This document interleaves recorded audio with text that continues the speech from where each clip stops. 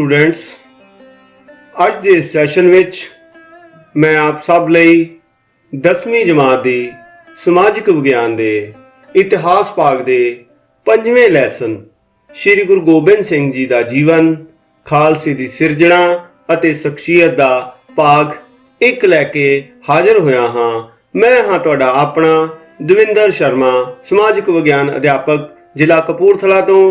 चलो बच्चों, शुरू करते हाँ अज का यह सैशन, जिस विच असीं श्री गुरु गोबिंद सिंह जी के जन्म अते जीवन संबंधी कुछ जानकारियां सांझियां करांगे।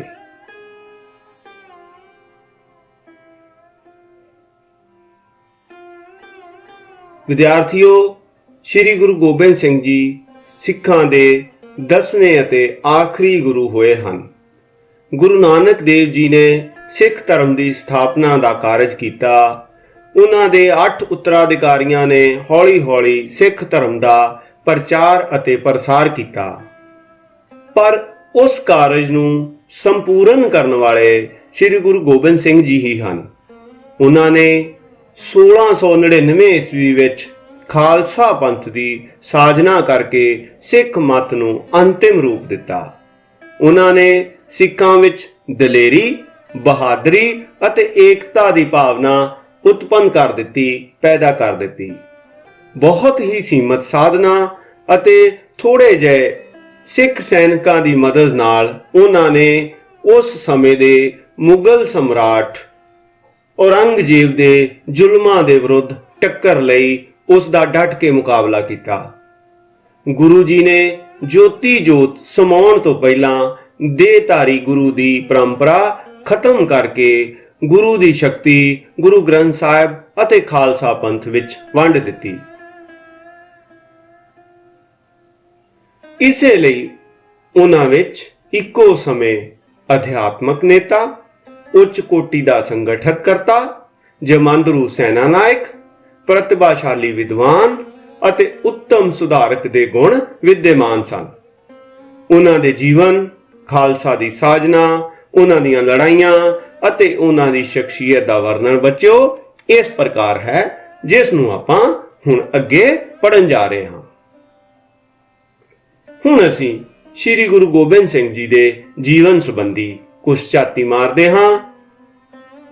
विद्यार्थियों, समय के इतिहास ते अपने होण दे डूंगे निशान छड्डण वाले इस इलाही नूर का जन्म हिंदुस्तान की धरती ते गुरु तेग बहादुर जी ते माता गुजरी दे घर पटना साहिब विखे, जो कि बिहार की राजधानी भी है, 22 दसंबर 1666 ईस्वी विखे होया।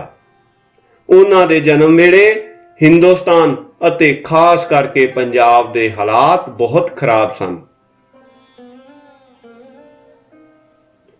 1657 ईस्वी विच औरंगजेब ने कई कोझियां चालां चल के हुकूमत की वागडोर अपने हाथ विच लै लई सी अते बच्चों इसे तखत की खातर उसने अपने भरावां दे खून दे नाल हथ रंग लए सन। उसने अपने पिता शाहजहां नूं आगरे दे किले विच कैद भी कर दिता सी अते बहुत सारे मुसलमान जिन्हां ने उस समय दारा शिकोह की मदद की सी, हैल्प की सी, उसने उन्हां नूं भी कष्ट दे दे के कतल कर दिता सी। पीरां फकीरां ते जुल्म ढाए जा रहे सन, जिस कारण बहुत सारे जो मुसलमान सन उन्हां दा बहुत वड्डा हिस्सा औरंगजेब के खिलाफ हो गया सी अते बगावतां दे असार भी नजर आउण लग पए सन। सो बच्चों, हुण असीं गल करदे हां गुरु साहिब दी कि जदों गुरु साहिब जी का जन्म होया, गुरु तेग बहादुर जी संगतां दी बेनती प्रवान करदे सिੱਖੀ प्रचार लई बंगाल ते असम दे लंबे दौरे ते गए हुए सन। जद गुरु गोबिंद सिंह जी दे आगमन की खबर उन्हां नूं मिली, उन्हां नूं गुरु जी के जन्म का पता लगा, तां उन्हां ने हुक्मनामा भेजिया कि परिवार की देख रेख करन ते माता गुजरी जी नूं सुनेहा देण कि इस बच्चे का नाम गोबिंद राय रखना। इत्थे ही पीर भीखन शाह, जो कि एक नामी फकीर सी, लखनौर तो चल के आप जी दे दर्शन करन आए ते दर्शन करदियां सार उन्होंने हिंदू मुसलमान का सांझा इलाही नूर होने का ऐलान किया।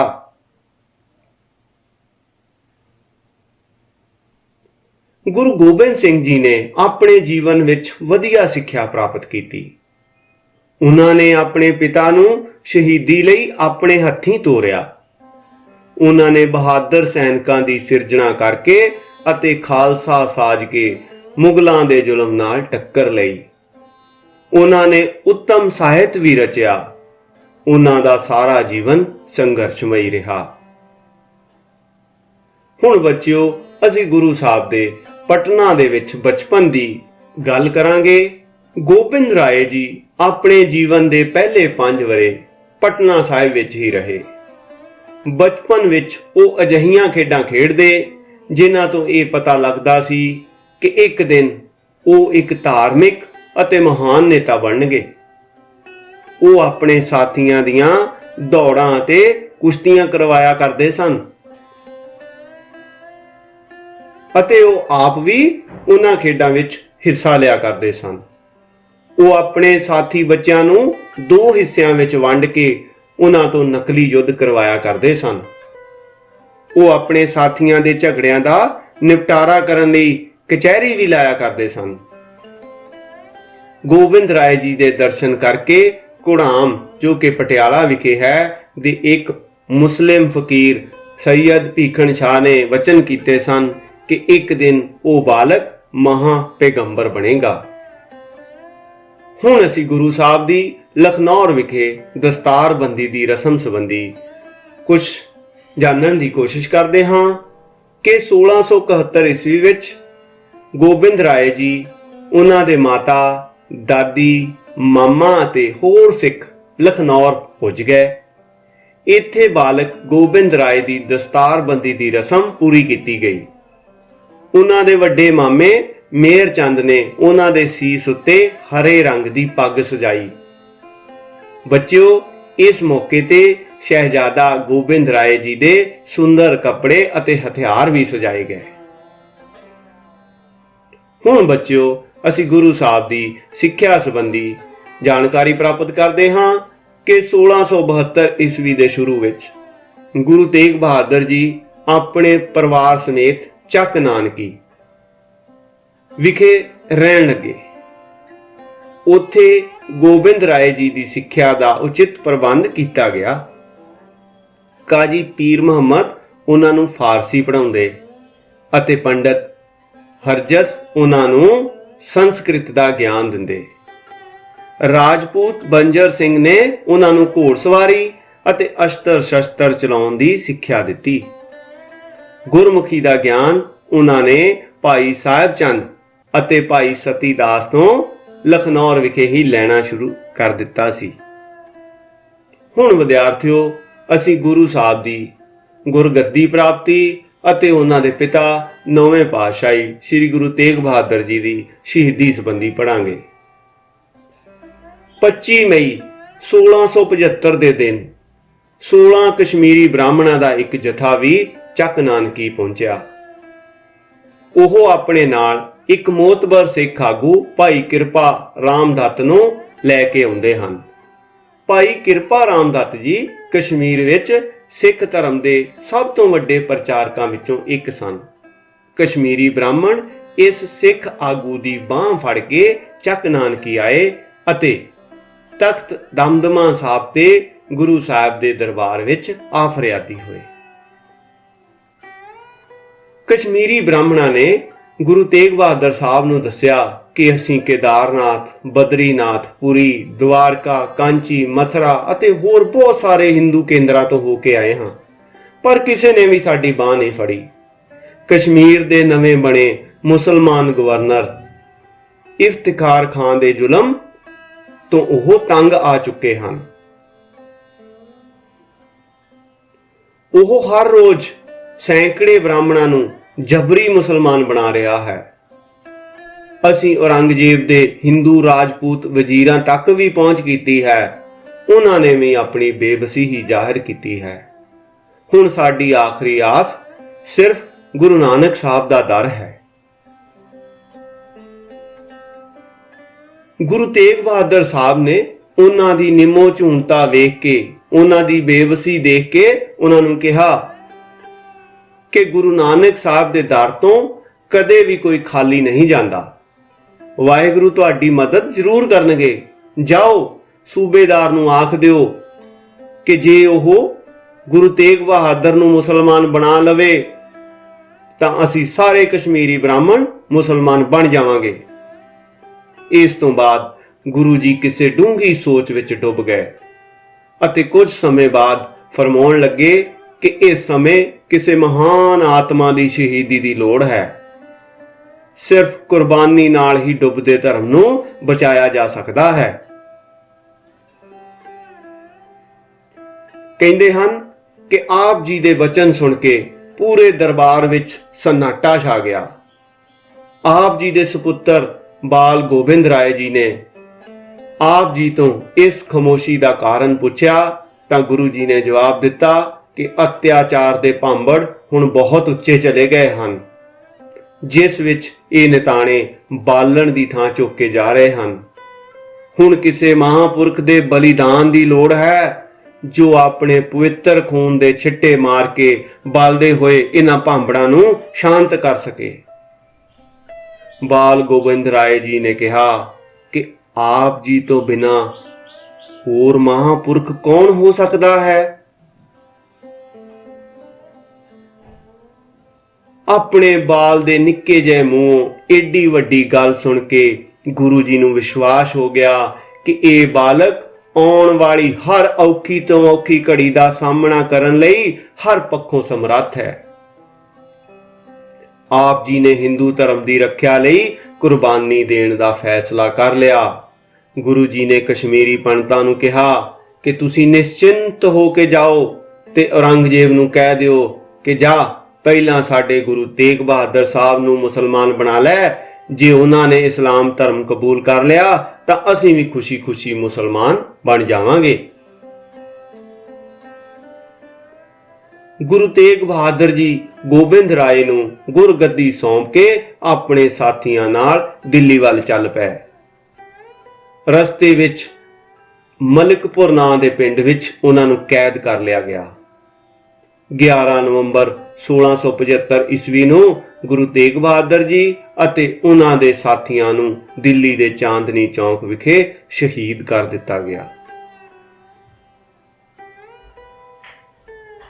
ਕੁਝ ਦਿਨਾਂ ਮਗਰੋਂ ਭਾਈ ਜੈਤਾ ਭਾਈ ਜੀਵਨ ਸਿੰਘ ਉਹਨਾਂ ਦਾ ਸੀਸ ਲੈ ਕੇ ਕੀਰਤਪੁਰ ਸਾਹਿਬ ਵਿਖੇ ਪੁੱਜਾ। ਆਨੰਦਪੁਰ ਸਾਹਿਬ ਵਿਖੇ ਜਾ ਕੇ ਗੁਰੂ ਤੇਗ ਬਹਾਦਰ ਜੀ ਦੇ ਸੀਸ ਦਾ ਸੰਸਕਾਰ ਕਰ ਦਿੱਤਾ ਗਿਆ। ਹੁਣ ਬੱਚਿਓ ਅਸੀਂ ਗੁਰੂ ਸਾਹਿਬ ਦੇ ਵਿਆਹ ਸੰਬੰਧੀ ਪੜ੍ਹਦੇ ਹਾਂ ਕਿ ਕੁਝ ਵਿਦਵਾਨ ਗੁਰੂ ਗੋਬਿੰਦ ਸਿੰਘ ਜੀ ਦੀਆਂ 3 ਪਤਨੀਆਂ ਮਾਤਾ ਜੀਤੋ ਜੀ, ਮਾਤਾ ਸੁੰਦਰੀ ਅਤੇ ਮਾਤਾ ਸਾਹਿਬ ਕੌਰ ਬਾਰੇ ਦੱਸਦੇ ਹਨ, ਪਰ ਕੁਝ ਵਿਦਵਾਨ ਮਾਤਾ ਜੀਤੋ ਜੀ ਦਾ ਦੂਸਰਾ ਨਾਮ ਮਾਤਾ ਸੁੰਦਰੀ ਅਤੇ ਅੰਮ੍ਰਿਤ ਛਕਣ ਤੋਂ ਬਾਅਦ ਤੀਜਾ ਨਾਮ ਮਾਤਾ ਸਾਹਿਬ ਕੌਰ ਹੋਇਆ ਦੱਸਦੇ ਹਨ। ਪਰ ਇਸ ਬਾਰੇ ਮਤਭੇਦ ਹਨ। ਗੁਰੂ ਜੀ ਦੇ 4 ਸੁਪੁੱਤਰ ਸਨ ਜਿਨ੍ਹਾਂ ਨੂੰ ਸਾਹਿਬਜ਼ਾਦੇ ਕਿਹਾ ਜਾਂਦਾ ਸੀ ਅਤੇ ਉਹਨਾਂ ਦੇ ਨਾਮ ਸਨ ਬਾਬਾ ਅਜੀਤ ਸਿੰਘ, ਬਾਬਾ ਜੁਝਾਰ ਸਿੰਘ ਜੀ, ਬਾਬਾ ਜੋਰਾਵਰ ਸਿੰਘ ਜੀ ਅਤੇ ਬਾਬਾ ਫਤਿਹ ਸਿੰਘ ਜੀ। ਹੁਣ ਬੱਚਿਓ ਅਸੀਂ ਸੈਨਾ ਦੇ ਸੰਗਠਨ ਸੰਬੰਧੀ ਪੜ੍ਹਦੇ ਹਾਂ ਕਿ ਸਿੱਖ ਧਰਮ ਦੀ ਰੱਖਿਆ ਕਰਨ ਲਈ ਕਿਰਪਾਲ ਚੰਦ ਨੇ ਗੁਰੂ ਸਾਹਿਬ ਦੀ ਸੈਨਾ ਦਾ ਸੰਗਠਨ ਕਰਨਾ ਬਹੁਤ ਜ਼ਰੂਰੀ ਸਮਝਿਆ। ਇਸ ਲਈ ਉਸਨੇ ਗੁਰੂ ਜੀ ਵੱਲੋਂ ਐਲਾਨ ਕਰ ਦਿੱਤਾ ਕਿ ਜਿਸ ਸਿੱਖ ਦੇ 4 ਪੁੱਤਰ ਹੋਣ ਉਹ ਉਹਨਾਂ ਵਿੱਚੋਂ 2 ਪੁੱਤਰ ਗੁਰੂ ਸਾਹਿਬ ਦੀ ਸੈਨਾ ਵਿੱਚ ਭਰਤੀ ਕਰਵਾਏ। ਸਿੱਖਾਂ ਨੂੰ ਇਹ ਹੁਕਮ ਵੀ ਦਿੱਤਾ ਗਿਆ ਕਿ ਉਹ ਹੋਰ ਵਸਤੂਆਂ ਦੀ ਥਾਂ ਉਹਨਾਂ ਨੂੰ ਘੋੜੇ ਅਤੇ ਸ਼ਸਤਰ ਭੇਟ ਕਰਨ। ਸਿੱਟੇ ਵਜੋਂ ਛੇਤੀ ਹੀ ਗੁਰੂ ਸਾਹਿਬ ਕੋਲ ਬਹੁਤ ਗਿਣਤੀ ਵਿੱਚ ਸੈਨਿਕ ਅਤੇ ਯੁੱਧ ਸਮੱਗਰੀ ਇਕੱਠੀ ਹੋ ਗਈ। ਗੁਰੂ ਜੀ ਦੇ ਰਾਜਸੀ ਚਿੰਨ੍ਹ ਅਤੇ ਸ਼ਾਨਦਾਰ ਦਰਬਾਰ। ਵਿਦਿਆਰਥੀਓ, ਗੁਰੂ ਗੋਬਿੰਦ ਰਾਏ ਜੀ ਨੇ ਆਪਣੇ ਦਾਦਾ ਗੁਰੂ ਹਰਗੋਬਿੰਦ ਜੀ ਵਾਂਗ ਰਾਜਸੀ ਚਿੰਨ੍ਹਾਂ ਨੂੰ ਅਪਣਾਇਆ। ਉਹ ਆਪਣੀ ਦਸਤਾਰ ਤੇ ਕਲਗੀ ਸਜਾਉਣ ਲੱਗੇ। ਉਹ ਰਾਜ ਗੱਦੀ ਵਾਂਗ ਉੱਚੇ ਆਸਨ ਤੇ ਬਿਰਾਜਮਾਨ ਹੁੰਦੇ ਸਨ। ਉਹ ਆਪਣੇ ਸਿੱਖਾਂ ਦੇ ਦੀਵਾਨ ਸੁੰਦਰ ਅਤੇ ਕੀਮਤੀ ਤੰਬੂਆਂ ਵਿੱਚ ਲਾਉਣ ਲੱਗੇ। ਉਹਨਾਂ ਨੇ ਦਲੇਰ ਸਿੰਘਾਂ ਦੇ ਨਾਲ ਆਪਣੇ ਕੋਲ ਹਾਥੀ ਅਤੇ ਘੋੜੇ ਰੱਖਣੇ ਵੀ ਸ਼ੁਰੂ ਕਰ ਦਿੱਤੇ। ਉਹ ਆਨੰਦਪੁਰ ਦੇ ਜੰਗਲਾਂ ਵਿੱਚ ਸ਼ਿਕਾਰ ਵੀ ਖੇਡਣ ਜਾਂਦੇ। ਉਹਨਾਂ ਨੇ ਇੱਕ ਨਗਾਰਾ ਵੀ ਬਣਾਇਆ ਜਿਸ ਦਾ ਨਾਂ ਰਣਜੀਤ ਨਗਾਰਾ ਸੀ। ਪਾਉਂਟਾ ਸਾਹਿਬ ਵਿਖੇ ਗੁਰੂ ਜੀ ਦੇ ਕਾਰਜ। ਆਨੰਦਪੁਰ ਸਾਹਿਬ ਵਿਚਲੀਆਂ ਗੁਰੂ ਗੋਬਿੰਦ ਰਾਏ ਜੀ ਦੀਆਂ ਕਾਰਵਾਈਆਂ ਬਿਲਾਸਪੁਰ ਦੇ ਰਾਜਾ ਭੀਮ ਚੰਦ ਨੂੰ ਚੰਗੀਆਂ ਨਹੀਂ ਸਨ ਲੱਗਦੀਆਂ। ਇਸ ਲਈ ਉਹ ਕਿਸੇ ਨਾ ਕਿਸੇ ਬਹਾਨੇ ਗੁਰੂ ਸਾਹਿਬ ਦੇ ਨਾਲ ਲੜਨਾ ਚਾਹੁੰਦਾ ਸੀ, ਪਰ ਗੁਰੂ ਸਾਹਿਬ ਉਸ ਨਾਲ ਲੜਾਈ ਲੜ ਕੇ ਆਪਣੀ ਸੈਨਿਕ ਸ਼ਕਤੀ ਨੂੰ ਗਵਾਉਣਾ ਨਹੀਂ ਸਨ ਚਾਹੁੰਦੇ। ਇਸ ਲਈ ਉਹਨਾਂ ਨੇ ਨਾਹਨ ਦੇ ਰਾਜਾ ਮੇਦਨੀ ਪ੍ਰਕਾਸ਼ ਦੇ ਸੱਦੇ ਤੇ ਨਾਹਨ ਰਾਜ ਵਿੱਚ ਚਲੇ ਗਏ ਅਤੇ ਨਾਹਨ ਰਾਜ ਦੇ ਪ੍ਰਦੇਸ਼ ਵਿੱਚ ਜਮਨਾ ਨਦੀ ਦੇ ਕੰਢੇ ਗੁਰੂ ਸਾਹਿਬ ਨੇ ਇੱਕ ਸੁੰਦਰ ਇਕਾਂਤ ਥਾਂ ਚੁਣ ਲਈ। ਉਸ ਥਾਂ ਦਾ ਨਾਂ ਪਾਉਂਟਾ ਰੱਖਿਆ ਗਿਆ, ਜਿਸ ਦਾ ਬੱਚਿਓ ਅਰਥ ਹੁੰਦਾ ਹੈ ਪੈਰ ਰੱਖਣ ਵਾਲੀ ਥਾਂ। ਸੋ ਗੁਰੂ ਸਾਹਿਬ ਨੇ ਇੱਥੇ 52 ਕਵੀ ਵੀ ਰੱਖੇ। ਇੱਥੇ ਕਵੀਆਂ ਅਤੇ ਗੁਰੂ ਜੀ ਨੇ ਆਪਣੀਆਂ ਸਾਹਿਤਿਕ ਰਚਨਾਵਾਂ ਰਚ ਕੇ ਸਾਹਿਤ ਵਿੱਚ ਢੇਰ ਸਾਰਾ ਵਾਧਾ ਕੀਤਾ। ਆਪਣੇ ਸਿੱਖਾਂ ਨੂੰ ਮਾਨਸਿਕ ਤੌਰ ਤੇ ਤਿਆਰ ਕਰਨ ਲਈ ਉਹਨਾਂ ਨੇ ਰਮਾਇਣ ਅਤੇ ਮਹਾਭਾਰਤ ਦੇ ਅਨੁਵਾਦ ਵੀ ਕਰਵਾਏ। ਉਹਨਾਂ ਨੇ ਆਪਣੇ ਸਿੱਖਾਂ ਨੂੰ ਘੋੜ ਸਵਾਰੀ, ਤੀਰ ਕਮਾਨ ਚਲਾਉਣ ਅਤੇ ਤਲਵਾਰ ਦੀ ਵਰਤੋਂ ਕਰਨ ਦੀ ਵੀ ਸਿੱਖਿਆ ਦਿੱਤੀ। ਗੁਰੂ ਸਾਹਿਬ ਨੇ ਸਢੌਰਾ ਦੇ ਪੀਰ ਬੁੱਧੂ ਸ਼ਾਹ ਦੀ 500 ਪਠਾਣਾਂ ਦੀ ਫੌਜ ਵੀ ਆਪਣੀ ਸੈਨਾ ਵਿੱਚ ਮਿਲਾ ਲਈ। ਖਾਲਸਾ ਸਾਜਣ ਤੋਂ ਪਹਿਲੀਆਂ ਲੜਾਈਆਂ। ਖਾਲਸਾ ਸਾਜਣ ਤੋਂ ਪਹਿਲਾਂ ਗੁਰੂ ਗੋਬਿੰਦ ਰਾਏ ਜੀ ਨੂੰ 1688 ਈਸਵੀ ਵਿੱਚ ਭੰਗਾਣੀ ਦੀ ਜੰਗ ਲੜਨੀ ਪਈ। ਉਸ ਲੜਾਈ ਵਿੱਚ ਗੁਰੂ ਜੀ ਨੇ ਰਾਜਾ ਫਤਿਹ ਸ਼ਾਹ ਅਤੇ ਉਸ ਦੇ ਸਾਥੀਆਂ ਨੂੰ ਹਰਾਇਆ। ਗੁਰੂ ਜੀ ਦੀ ਇਹ ਪਹਿਲੀ ਅਤੇ ਮਹੱਤਵਪੂਰਨ ਜਿੱਤ ਸੀ। ਇਸ ਜਿੱਤ ਤੋਂ ਬਾਅਦ ਗੁਰੂ ਜੀ ਮੁੜ ਕੇ ਆਨੰਦਪੁਰ ਸਾਹਿਬ ਆ ਗਏ। ਉਹਨਾਂ ਨੇ ਉੱਥੇ ਆਨੰਦਗੜ੍ਹ, ਕੇਸਗੜ੍ਹ, ਲੋਹਗੜ੍ਹ ਅਤੇ ਫਤਿਹਗੜ੍ਹ ਨਾਮੀ 4 ਕਿਲਿਆਂ ਦੀ ਉਸਾਰੀ ਕਰਵਾਈ। ਬੱਚਿਓ ਨੋਟ ਕਰਨਾ, ਉਹਨਾਂ ਨੇ ਇੱਥੇ ਆਨੰਦਗੜ੍ਹ, ਕੇਸਗੜ੍ਹ, ਲੋਹਗੜ੍ਹ ਅਤੇ ਫਤਿਹਗੜ੍ਹ ਨਾਮੀ 4 ਕਿਲਿਆਂ ਦੀ ਉਸਾਰੀ ਵੀ ਕਰਵਾਈ। ਜਦੋਂ ਮੁਗਲ ਸਮਰਾਟ ਔਰੰਗਜ਼ੇਬ ਨੂੰ ਦੱਖਣ ਵਿੱਚ ਗੁਰੂ ਗੋਬਿੰਦ ਰਾਏ ਜੀ ਦੀ ਵਧਦੀ ਹੋਈ ਸ਼ਕਤੀ ਦਾ ਸਮਾਚਾਰ ਮਿਲਿਆ ਤਾਂ ਉਸਨੇ 1694 ਈਸਵੀ ਨੂੰ ਪੰਜਾਬ ਦੇ ਹਾਕਮਾਂ ਨੂੰ ਹੁਕਮ ਕੀਤਾ ਕਿ ਉਹ ਗੁਰੂ ਜੀ ਦੇ ਖਿਲਾਫ ਯੁੱਧ ਛੇੜਨ। ਕਾਂਗੜਾ ਦੇ ਫੌਜਦਾਰ ਨੇ ਆਪਣੇ ਪੁੱਤਰ ਖਾਨਜ਼ਾਦਾ ਨੂੰ ਗੁਰੂ ਜੀ ਦੇ ਖਿਲਾਫ ਭੇਜਿਆ। ਸਿੱਖਾਂ ਨੇ ਉਸ ਨੂੰ ਹਰਾ ਦਿੱਤਾ। ਖਾਨਜ਼ਾਦਾ ਦੀ ਅਸਫਲਤਾ ਮਗਰੋਂ 1696 ਈਸਵੀ ਦੇ ਆਰੰਭ ਵਿੱਚ ਕਾਂਗੜਾ ਪ੍ਰਦੇਸ਼ ਦੇ ਫੌਜਦਾਰ ਨੇ ਹੁਸੈਨ ਖਾਨ ਨੂੰ ਗੁਰੂ ਜੀ ਦੇ ਖਿਲਾਫ ਭੇਜਿਆ, ਪਰ ਉਹ ਪਹਾੜੀ ਰਾਜਿਆਂ ਨਾਲ ਹੀ ਉਲਝ ਕੇ ਰਹਿ ਗਿਆ। ਸ਼ਹਿਜ਼ਾਦਾ ਮੁਅੱਜ਼ਮ ਨੇ ਗੁਰੂ ਸਾਹਿਬ ਅਤੇ ਪਹਾੜੀ ਰਾਜਿਆਂ ਦੀ ਸ਼ਕਤੀ ਨੂੰ ਕੁਚਲਣ ਲਈ ਝਾਲੇ ਪਾਏ। ਉਹ ਪਹਾੜੀ ਰਾਜਿਆਂ ਨੂੰ ਕੁਚਲਣ ਵਿੱਚ ਤਾਂ ਸਫਲ ਹੋ ਗਿਆ, ਪਰ ਸ਼ਹਿਜ਼ਾਦੇ ਨੇ ਗੁਰੂ ਜੀ ਦੇ ਖਿਲਾਫ ਕੋਈ ਵੀ ਕਾਰਵਾਈ ਨਾ ਕੀਤੀ। ਹੁਣ ਬੱਚਿਓ, ਖਾਲਸਾ ਪੰਥ ਦੀ ਸਾਜਣਾ ਬਾਰੇ ਵੀ ਅਸੀਂ ਕੁਝ ਗੱਲਾਂ ਸਾਂਝੀਆਂ ਕਰਦੇ ਹਾਂ ਕਿ ਵਿਸਾਖੀ ਵਾਲੇ ਦਿਨ 1699 ਈਸਵੀ ਨੂੰ ਗੁਰੂ ਗੋਬਿੰਦ ਰਾਏ ਜੀ ਨੇ ਖਾਲਸਾ ਦੀ ਸਾਜਣਾ ਕੀਤੀ। ਉਹਨਾਂ ਨੇ ਅੰਮ੍ਰਿਤ ਤਿਆਰ ਕਰਕੇ 5 ਪਿਆਰਿਆਂ, ਕਿਹੜੇ 5 ਪਿਆਰੇ ਸਨ? ਭਾਈ ਦਇਆ ਸਿੰਘ, ਭਾਈ ਧਰਮ ਸਿੰਘ, ਭਾਈ ਹਿੰਮਤ ਸਿੰਘ, ਭਾਈ ਮੋਹਕਮ ਸਿੰਘ ਅਤੇ ਭਾਈ ਸਾਹਿਬ ਸਿੰਘ ਦੀ ਚੋਣ ਕੀਤੀ। ਫਿਰ ਉਹਨਾਂ ਨੇ 5 ਪਿਆਰਿਆਂ ਤੋਂ ਅੰਮ੍ਰਿਤ ਛਕ ਕੇ ਆਪਣੇ ਨਾਂ ਨਾਲ ਸਿੰਘ ਸ਼ਬਦ ਲਗਾ ਲਿਆ। ਕਹਿਣ ਦਾ ਭਾਵ ਉਹ ਗੋਬਿੰਦ ਰਾਏ ਤੋਂ ਹੁਣ ਗੋਬਿੰਦ ਸਿੰਘ ਹੋ ਗਏ। ਉੱਤਰ ਖਾਲਸਾ ਕਾਲ ਦੀਆਂ ਲੜਾਈਆਂ। ਖਾਲਸਾ ਪੰਥ ਦੀ ਸਾਜਣਾ ਤੋਂ ਬਾਅਦ ਦੇ ਕਾਲ ਨੂੰ ਉੱਤਰ ਖਾਲਸਾ ਕਾਲ ਕਿਹਾ ਜਾਂਦਾ ਹੈ। ਇਸ ਕਾਲ ਵਿੱਚ ਗੁਰੂ ਜੀ ਯੁੱਧਾਂ ਵਿੱਚ ਹੀ ਰੁੱਝੇ ਰਹੇ। ਉਹਨਾਂ ਨੇ 1701 ਈਸਵੀ ਵਿੱਚ ਆਨੰਦਪੁਰ ਸਾਹਿਬ ਦਾ ਪਹਿਲਾ ਯੁੱਧ, 1702 ਈਸਵੀ ਵਿੱਚ ਨਿਰਮੋਹ ਦਾ ਯੁੱਧ ਅਤੇ 1702 ਈਸਵੀ ਵਿੱਚ ਹੀ ਬਸੌਲੀ ਦਾ ਯੁੱਧ, 1704 ਵਿੱਚ ਆਨੰਦਪੁਰ ਸਾਹਿਬ ਦਾ ਦੂਸਰਾ ਯੁੱਧ, ਸ਼ਾਹੀ ਟਿੱਬੀ ਦਾ ਯੁੱਧ, ਸਰਸਾ ਦਾ ਯੁੱਧ ਅਤੇ 1705 ਈਸਵੀ ਵਿੱਚ ਚਮਕੌਰ ਸਾਹਿਬ ਦਾ ਯੁੱਧ ਲੜਿਆ। ਚਮਕੌਰ ਤੋਂ ਨਿਕਲ ਕੇ ਮਾਛੀਵਾੜਾ, ਦੀਨਾ ਆਦਿ ਥਾਵਾਂ ਤੋਂ ਹੁੰਦੇ ਹੋਏ ਉਹ ਖਿਦਰਾਨਾ ਪੁੱਜੇ। ਬੱਚਿਓ, ਅੱਜ ਦੇ ਮੁਕਤਸਰ ਸਾਹਿਬ ਨੂੰ ਪਹਿਲਾਂ ਖਿਦਰਾਨਾ ਵੀ ਕਿਹਾ ਜਾਂਦਾ ਸੀ। ਉੱਥੇ 1705 ਈਸਵੀ ਵਿੱਚ ਉਹਨਾਂ ਨੇ ਮੁਗਲ ਸੈਨਾ ਨੂੰ ਹਰਾਇਆ। ਖਿਦਰਾਨਾ ਤੋਂ ਗੁਰੂ ਜੀ ਤਲਵੰਡੀ ਸਾਬੋ ਚਲੇ ਗਏ। ਉੱਥੋਂ ਉਹ ਦੱਖਣ ਵੱਲ ਚਲੇ ਗਏ। ਗੁਰੂ ਜੀ ਦਾ ਜੋਤੀ ਜੋਤ ਸਮਾਉਣਾ।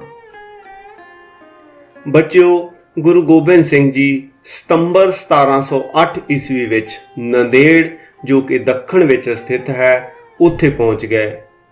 ਉਹਨਾਂ ਨੇ ਮਾਧੋ ਦਾਸ ਨੂੰ ਬੰਦਾ ਬਹਾਦਰ ਦੇ ਰੂਪ ਵਿੱਚ ਪੰਜਾਬ ਭੇਜਿਆ। ਸਰਹਿੰਦ ਦੇ ਫੌਜਦਾਰ ਨੇ 2 ਪਠਾਣਾਂ ਨੂੰ ਗੁਰੂ ਸਾਹਿਬ ਦੀ ਹੱਤਿਆ ਕਰਨ ਲਈ ਨੰਦੇੜ ਭੇਜਿਆ ਹੋਇਆ ਸੀ। ਉਹ ਕਦੇ-ਕਦੇ ਗੁਰੂ ਜੀ ਦੇ ਦਰਬਾਰ ਵਿੱਚ ਵੀ ਜਾਂਦੇ ਸਨ।